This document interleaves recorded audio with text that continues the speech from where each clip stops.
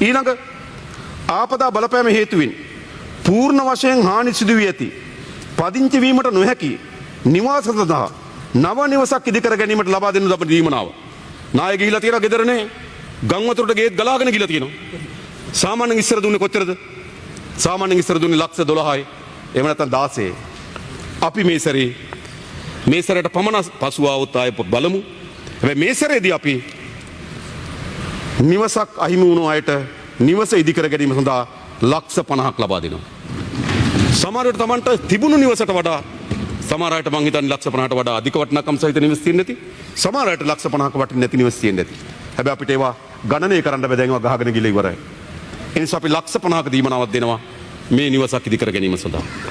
ඉඩමක් නැත්නම් දැන් ලක්ෂ 50ක් දීලා නාය ගියපු කෙනාට ඉඩමනේ.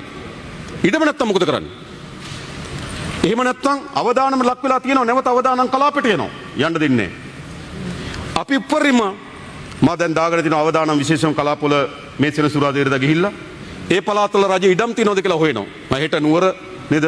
හවස අපි මාතලේ යනවා. ඊට පස්සේ අපි නුවර එළිය බදුල්ල යන කල්පනා කරනවා. ඒ පළාත්වල තමයි නේද?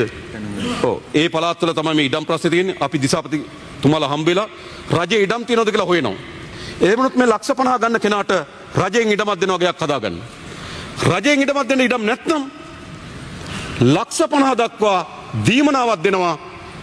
ගේ හදන්න දීපු ලක්ෂ 50ට අමතරව ඉඩමක් මිලදී ගැනීම සඳහා ලක්ෂ 50 දක්වා දීමනාවක් ලබා දෙනවා. ඔවුන් සුරක්ෂිතව යලි පදිංචි කිරීම අපේ රජයේ වගකීම ලෙස සැලකෙන නිසා.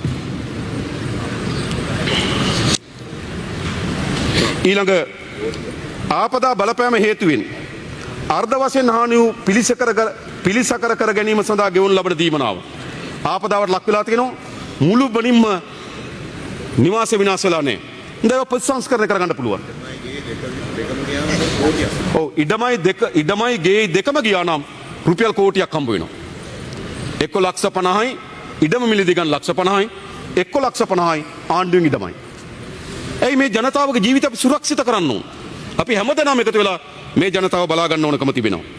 ඊළඟ ආපදාවට බලපෑම හේතුවෙන් අර්ධ වශයෙන් නිවාස හානි වෙලා තියෙනවා. මේවට මේ පොඩි දීමනා දුන්නේ. තහඩු දෙකක් දාගන්න රුපියල් 5000ක් දෙනවා. බිත්තියක් නම් ගන්න රුපියල් 2000ක් දෙනවා. සාධාරණ නෑනේ මනු. එහෙමනේ ගෙව්වේ. හැබැයි අපි මොකද කරන්නේ? අපි ආපදාවට පත් වෙලා තියෙන නිවාසයකට උපරිම ලක්ෂ 25 දක්වා ඒ ගෙවල් යලි ප්‍රතිසංස්කරණය කර ගැනීම සඳහා මුදලක් දෙන උපරිම ලක්ෂ 25. අපි හිතනවා ඒක ලක්ෂ 10 15 20 25 කියලා කාණ්ඩ හතරකට කඩන්න.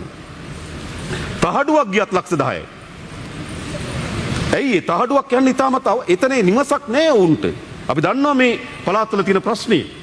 ඒගොල්ලන්ට අපි මොකද කරන්නේ? නැවත මේ නිවස ප්‍රතිසංස්කරණය කර ගැනීම සඳහා දායකත්වයක් අපි දෙන්න ඕන. හිටපු තැනටම නෙවෙයි එයා ගේන්න ඕන. හිටපු තැනට වඩා ටිකක් උඩට අපි එයා ගේන්න ඕන. ඒ වෙනුවෙන් අපි ලක්ෂ 10 15 20 25 කියන කාණ්ඩ හතරක් හදලා විනාශ මේ අර්ධහානි වෙලා තියෙන නිවස වලට ඒ මුදල දෙන්න අපි කටයුතු කරනවා.